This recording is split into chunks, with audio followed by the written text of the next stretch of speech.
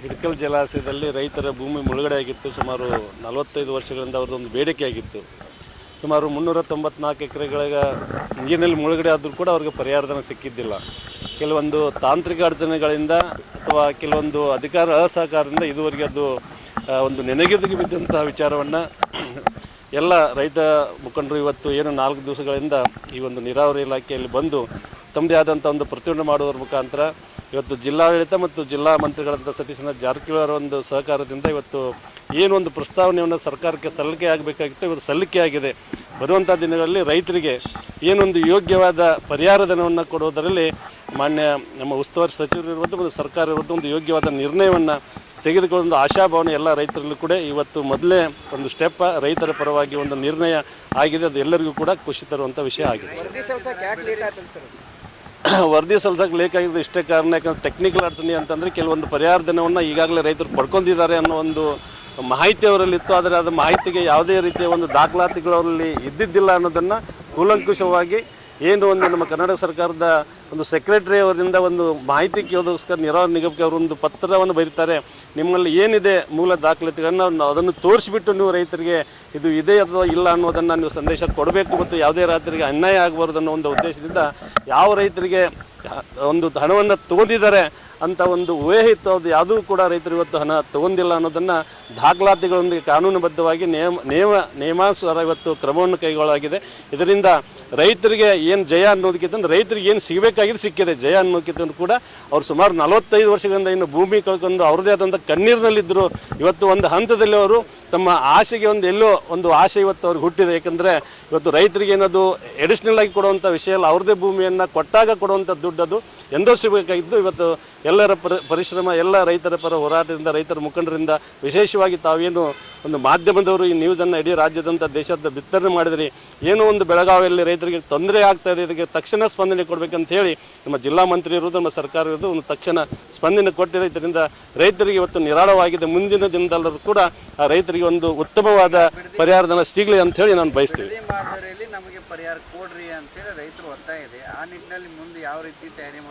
ಇವಾಗಲೇ ತಮಗೆಲ್ಲ ಗುರುತಿರೋದು ಬೆಂಗಳೂರು ಬಿಟ್ಟರೆ ಬೆಳಗಾವ ನಮ್ಮ ರಾಜ್ಯದ 2ನೇ ರಾಜಧಾನಿ ಅಂತೀವಿ. ಏನು ಯಾವ ರೀತಿ ಬಿಡದಿಯಲ್ಲಿ ಇವತ್ತು ಇಂಡಸ್ಟ್ರಿಯಲ್ ಡೆವಲಪ್ ಆಗ್ತಾ ಇದೆ, ಅದೇ ರೀತಿ ನಮ್ಮ ಏನೊಂದು ಮಾಸ್ತಿಹೊಳಿ ಇರ್ಬೋದು, ನರ್ಸಿಂಗ್ ಇರ್ಬೋದು, ಹತ್ತಿರಕೆಯಲ್ಲಿ ಇವತ್ತು ಸಾಫ್ಟ್ವೇರ್ ಕಂಪ್ನಿಗಳು ಬಂದು ಇವತ್ತು ಡೆವಲಪ್ ಆಗ್ತವೆ. ಅಲ್ಲಿಂದ ಅನೇಕ ಒಂದು ಕಮರ್ಷಿಯಲ್ ಆ್ಯಕ್ಟಿವಿಟಿಗಳು ಆಗ್ತವೆ. ಅದಕ್ಕಾಗಿ ಹೆಚ್ಚಿನ ಒಂದು ಅನುದಾನ ರೈತರು ಸಿಗಬೇಕು ಅನ್ನೋದೇ ನಮ್ಮದು ಒಂದು ಉದ್ದೇಶ. ಅದಕ್ಕೆ ಸೂಕ್ತವಾದ ಪರಿಹಾರ ಸರ್ಕಾರ ಕೊಡುತ್ತೆ ಅನ್ನೋ ಒಂದು ಆಶಾಭಾವನೆ ನಮ್ಮಲ್ಲಿದೆ. Thank you sir. 4 ವರ್ಷ ಆಯ್ತು ಇದೇ ರೀತಿ ಹೋರಾಟ ಮಾಡ್ತಾವೆ. 4 ವರ್ಷ ಆಯ್ತು. ಅದಕ್ಕೆ ಈಗ ಪ್ರಾಥಮಿಕ ಮೊದಲನೇ ಹಂತದ ನಮಗೇನು ಪ್ರಸ್ತಾವನೆ ಸಲ್ಲಿಸಬೇಕಾಗಿತ್ತು ಅದನ್ನು ಮೊದಲೇ ಸಲ್ಲಿಸ್ಯಾರ. ರೈತರಿಗೆ ಮೊದಲೇ ಹಂತದ ಜಯ ಸಿಕ್ಕೈತಿ. ಈಗೆಲ್ಲ ರೈತರಿಗೆ ಗುಡ್ನಟ್ಟಿ ಗೌಡ್ರು ಆಯ್ತು, ಬೀರ್ನೋಳಿ ಗೌಡ್ರು ಆಯ್ತು, ನಮ್ಮ ದಯಾನಂದು, ಮಹೇಶ್ ಚಿಕ್ಕೋಡಿ ಅವರು ಮುಂದೆ ಎಲ್ಲರೂ ನಮಗೆ ಪ್ರತಿಯೊಂದಕ್ಕೂ ಬಂದು ನಿತ್ತ ಎಲ್ಲರೂ ಹೆಲ್ಪ್ ಮಾಡಿದಾರೆ. ಮತ್ತು ಇನ್ನೊಂದು ನಮ್ಮ ರೈತರು, ತಾಯಂದಿರು, ಅಣ್ಣ ತಮ್ಮಂದಿರು ಎಲ್ಲರೂ ನಾ ಏನು ಬಂದು ಕೂತ ಫಸ್ಟ್ ಒಬ್ಬ ನಾನು ಗುಡ್ನಟ್ಟಿ ಗೌಡ್ರು, ಬೀರ್ನೋಳಿ ಗೌಡ್ರು, ಮುಂದೆ ರಾಜು 4 ಮಂದಿ ಬಂದಿದ್ದು. ಮಧ್ಯಾಹ್ನ ಅದನ್ನು ನೋಡುತ್ತ ಕೈಲಿ 1:30 ನೋಡ್ತ ಕೈಲಿ 2 ಗಂಟೆಗೆ 2:30 3 ಗಂಟೆಗೆ ಸುಮಾರು ಒಂದು 200 ಜನ ಕೂಡ್ರಿ. ರೈತರು ಇಟ್ಟು ಕಷ್ಟ ಐತೆ ನಾವು ತಿಳ್ಕೊರಿ. ಬರೀ ಒಂದು 2 ತಾಸಿನಾಗ 200 ಜನ ಕೂಡ್ರಿ. ನಾವು ಯಾರಿಗೂ ಕರೆದೇ ಇಲ್ಲ. ಮರ್ದೂಸ್ 500 ಜನ ಆರು. 500 ಜನ ಅದಕ್ಕೂ DC ಮೀಟಿಂಗ್ ಆಯ್ತು. 500 ಹೋಗಿ ಮಾತ್ರ ಮರ್ದೂಸ್ 800 ಆಯ್ತು. ಇವತ್ತು ಒಂದು 1500 ಜನ.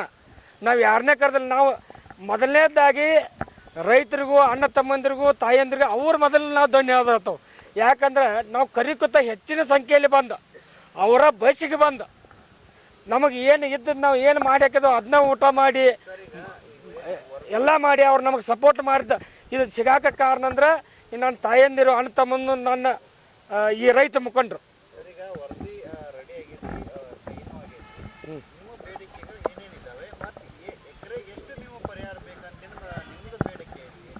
ಈಗ ಮುಂದಿನ ಹಂತ ಮಾನ್ಯ ನಮ್ಮ ಈಗ ನಾವು ಏನು ಮಾಡಿದ್ವು, ನಮಗಿಷ್ಟು ಬೇಕನ್ನುವಂಥದ ಒಂದು ಮೊದಲನೇ ಹಂತದ ಪ್ರಸ್ತಾವನೆಯನ್ನು ರೆಡಿ ಮಾಡಿದ್ವು ನಾವು 400 ಎಕರೆಗೆ.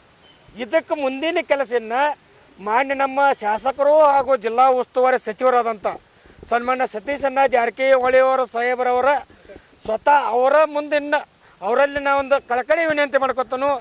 ಈಗ ನಾವು ಏನೇ ಇದನ್ನೆಲ್ಲ ಪ್ರಯತ್ನ ಮಾಡಿದವಲ್ಲ ಗೊತ್ತಾಯ್ತು ನಂಗೆ. ಅವರು ಇದನ್ನು ಹಂತಕ್ಕೆ ಬರಬೇಕಾದ್ರೆ 99% ನಮ್ಮದು 1% ಇದ್ರೆ 99% ಅವ್ರ ಶ್ರಮ ಐತಿ. ಅವ್ರು ದಿಲ್ಲಾಗಿದ್ದರೂ ಸಕಟ್ ಈ ಬೆಳಿಗ್ಗೆ ಮಲಗೋರ್ನವ್ರಿಗೆ 8:30 9 ಗಂಟೆಗಲ್ರಿ 9 ಗಂಟೆಗೆ ಕಾಲ್ ಮಾಡಿ ಕೇಳ್ಯಾರ. 99% ಅವರ ನಾವು 1%ದಾಗ ಅದಾವು.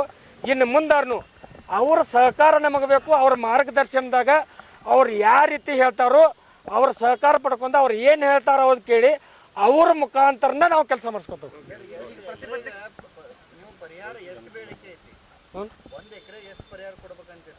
ಪರಿಹಾರ ಅನ್ಕ ನಾವು ಮೊದಲ ಅನ್ಕ ನಾವು ಪರಿಹಾರ ಇಷ್ಟೇ ಅಂತ ಕೇಳಕ್ಕಿಲ್ಲ. ಈಗ ರೈತರಿಗೆ ಅನುಕೂಲ ಆಗೋಂಗ ಮೊನ್ನೆ ಸತೀಶಣ್ಣ ಜಾರಕಿಹೊಳಿ ಸಾಹೇಬ್ರಲ್ಲಿ ನಾವು ಒಂದೇ ಒಂದು ವಿನಂತಿ ಮಾಡ್ಕೊತೇವೆ. ಅವರು ರೈತರ ಪರವಾಗಿ ಅದಾರು.